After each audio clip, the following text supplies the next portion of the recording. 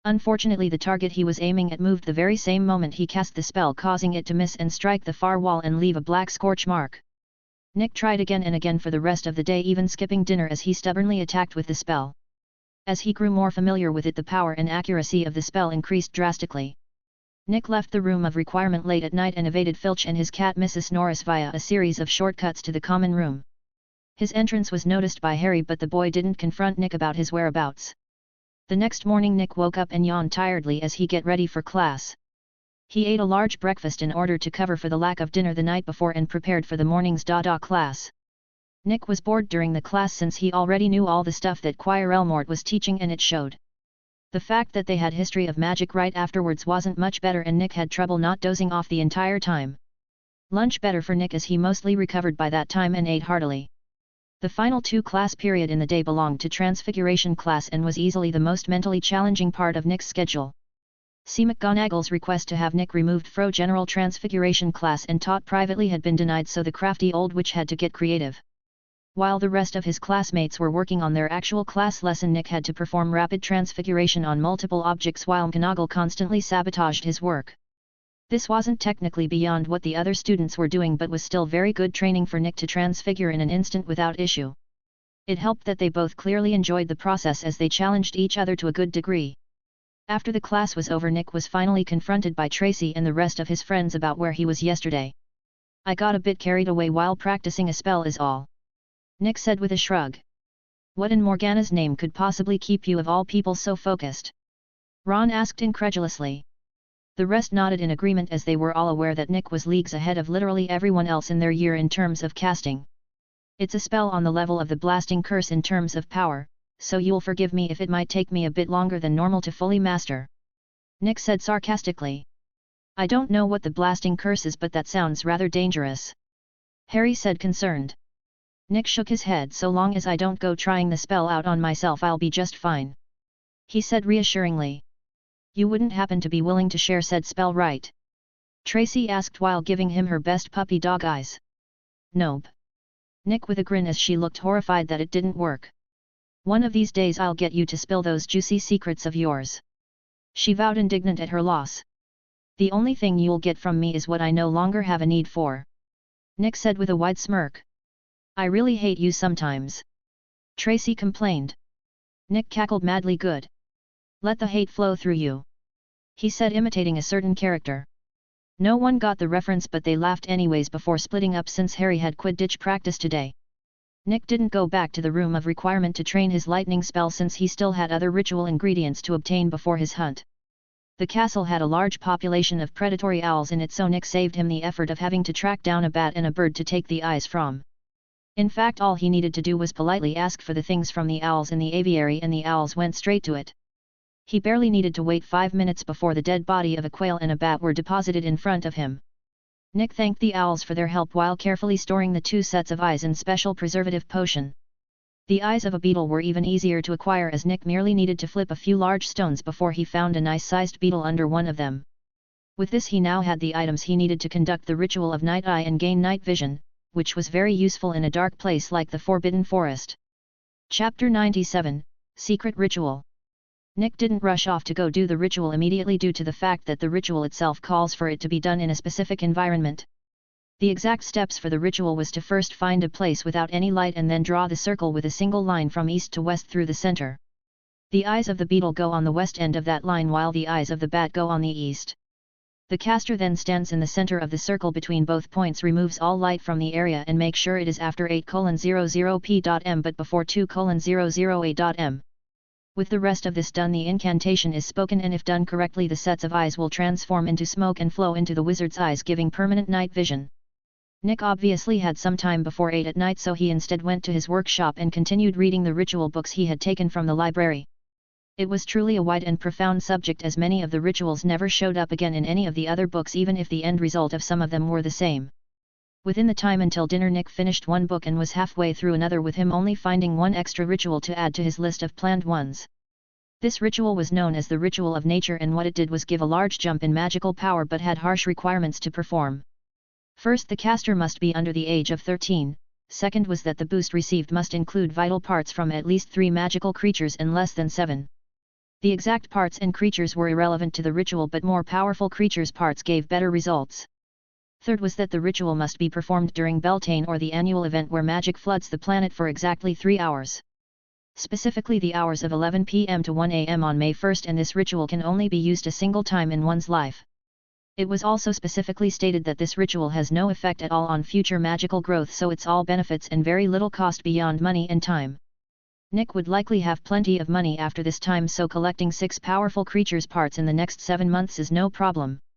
One of them he could get during his hunt for an acromantula in the forest, since the big spider's heart wasn't considered its vital part but rather its pincers and venom sacs were. The best part is they didn't need to be full of venom to count either. Hunting an acromantula was like killing 3 birds with a single stone, making Nick more sure that it was the best choice he could make. He wasn't sure what the other parts from other creatures would be, but he had plenty of time to work out those details later. Packing up the books into greed, Nick made his way to the Great Hall for dinner, and when he arrived didn't notice the conflicted look Dumbledore was giving him. Rewind much earlier in the day on the old wizard's side, and Dumbledore had made a trip to Gringotts early in the morning. This was a special visit on his part, as he had come not as a political figure but as the technically legal guardian of the orphan Nicholas Iron. Dumbledore found it funny how by wizarding law he was the guardian of every magical orphan in the British Isles when he had no children himself. Normally consent needs to be given when the blood is drawn for an inheritance test, however as the legal guardian of the boy he had the right to waive this away. The goblins were respectful of him when he arrived, as he was a very important person and held a lot of holdings in his hands. Dumbledore was amused at the look he got when he spoke to a goblin at a counter about getting an inheritance test done. He was aware that he was over 100 years old by now, and so asking to see if he had any interesting ancestors at this point was extremely odd. It was only after he had been asked to present his blood that he cleared up the confusion by handing over Nick's blood instead of his own. The goblin in charge of the ritual was very much unamused by the misunderstanding, but still went through with the test. At first everything was going smoothly, but then the image summoned by the ritual transformed into an silver and blue eagle crest thrumming with power that made Dumbledore realize he may have made a very big miscalculation. Chapter 98, Consequences. For the first time in a very long time, Dumbledore was left at a loss as to what to do with the situation he found himself in. Of all the bloodlines to posses, it had to be one of those. He thought with a sigh as he felt a headache forming. Had Nick been a normal and uninteresting student, this discovery wouldn't have mattered much to Dumbledore, as he had taught at least 4 people with the blood of the founders in his time at Hogwarts. The problem came into factor from 4 crucial details about Nick. The first was that the boy was monstrously talented, to the point it may not be considered an exaggeration to say he is the second coming of his ancestor. In the short span of 2 months and a week since Nick was formally exposed to magic, he had grown by leaps and bounds. Not only did he obtain an absolutely unique wand, but had started to shift in terms of presence and appearance. It was so small that no one else seemed to notice it, save perhaps his sudden change in eye color.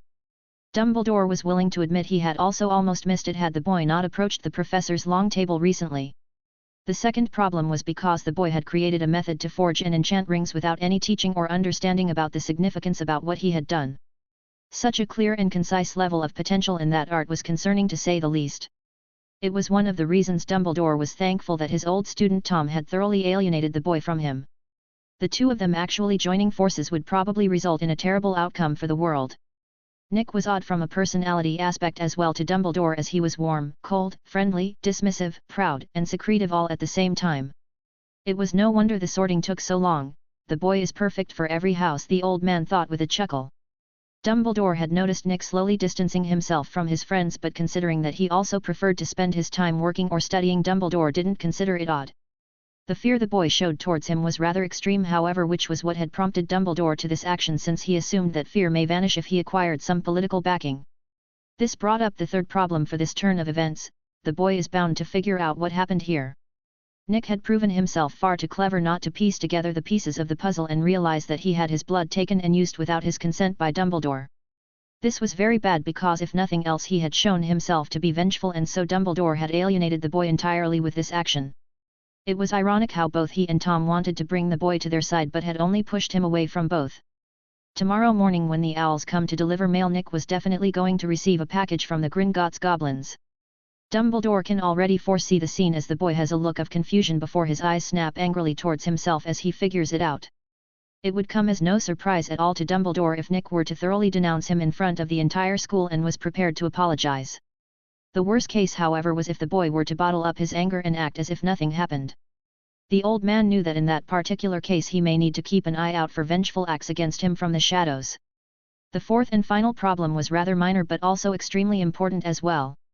The fact that Nick was descended from Ravenclaw should be impossible because the only known child of Rowena Ravenclaw was the Grey Lady who died and became a ghost before having any children of her own. This led Dumbledore to a rather terrifying possibility: the Hogwarts founder had another child in secret and that child's line had been moving through the shadows of history undetected.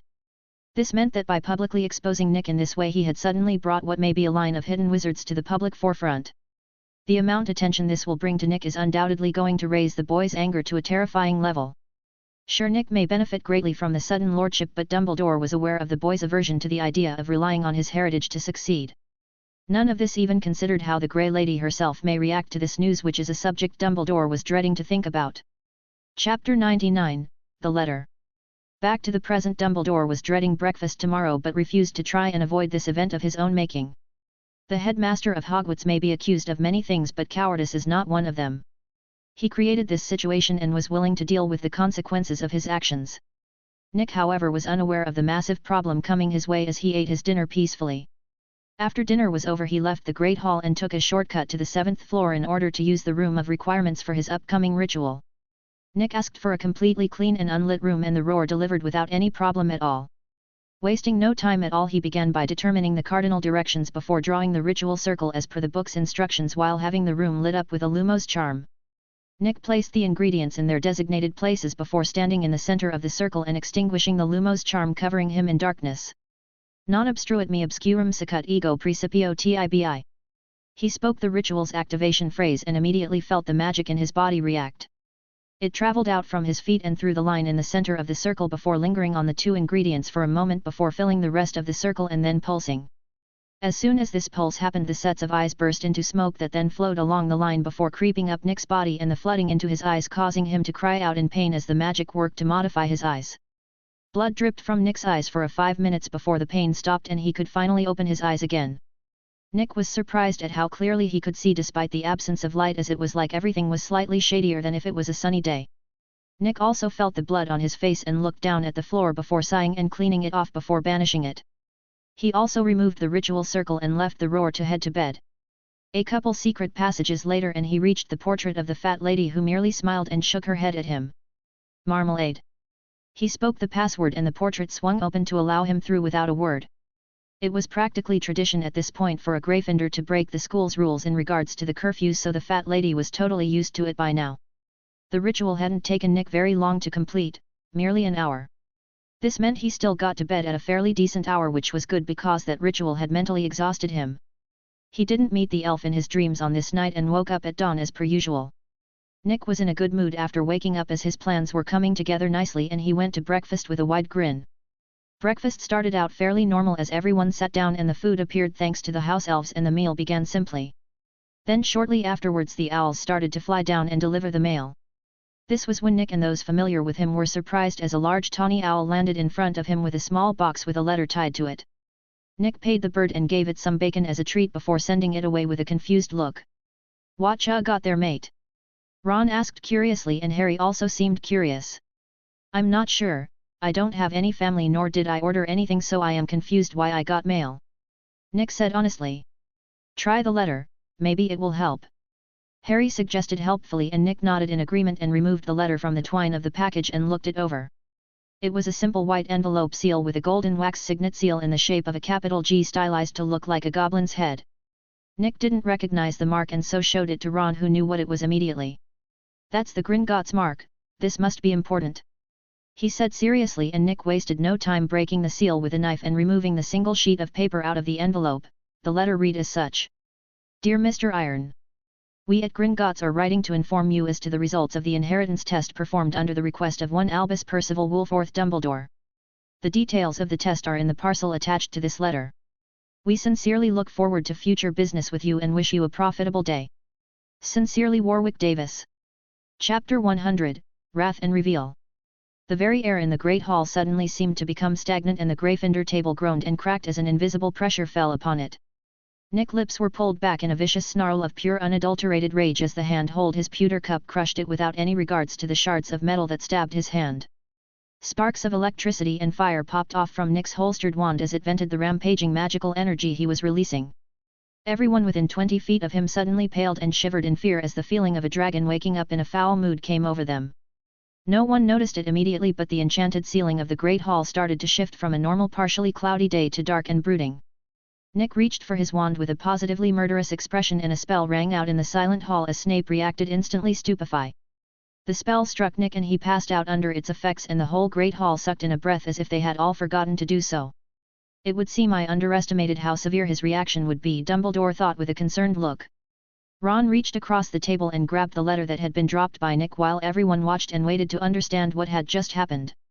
He slowly read what was written, growing flushed from his own anger as he did so, and in the pin-drop silence of the Great Hall everyone heard him. Only those not aware of what the inheritance test at Gringotts involved had confused looks on their faces, while the others all had one of three expressions: outrage, disbelief, and wariness. All of these expressions were targeting the old wizard sitting in the middle of the professor's long table with a helpless smile. "Open the other package and read its contents, Weasley." Snape spoke calmly, and no one moved to stop Ron as he started to unravel the twin holding the parcel shut. When unraveled, two things fell onto the long table in front of Ron: a silver and blue ring with an eagle on its face and another letter. Many people who recognized the style of the ring paled and gaped in disbelief. Ron was included amongst that number, as he had seen a ring that was so very similar on his father's finger. Ron nervously reached out and grabbed the letter and started reading its contents out loud shakily. "We at Gringotts would like to congratulate you on the discovery of your relation in regards to the Ravenclaw family. Due to not having any other claimants, the lordship and authorities involved are hereby bestowed upon your person as the last known living member of the household. Enclosed in this parcel is your signet ring, which acts as both verification of your station and key to the vaults held under our care. We look forward to your visit at the earliest possible convenience to discuss your assets." Ron finished speaking and dropped the letter while looking at Nick's unconscious self in disbelief. From the professor's table there was various expressions on the faces of the staff, with the hospital caretaker Madame Pomfrey looking worried as she rushed over to Nick to check on him. She called Hagrid over and had the large man carry Nick to the infirmary, though not before the man collected his things, including the ring.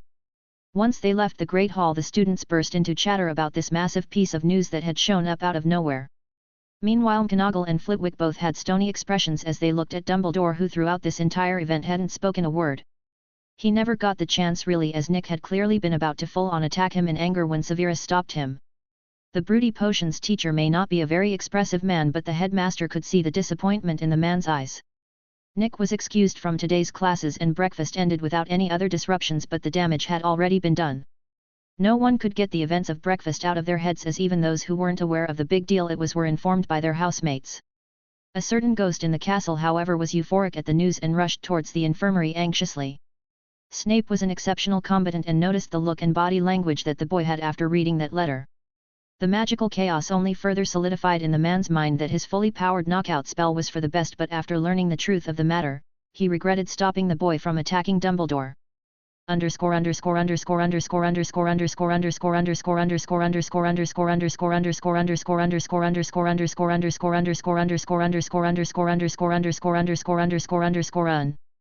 My patrons can read at least 12 chapters ahead, along with using the site as a way to directly contact myself rather than needing to hope I respond to your comments.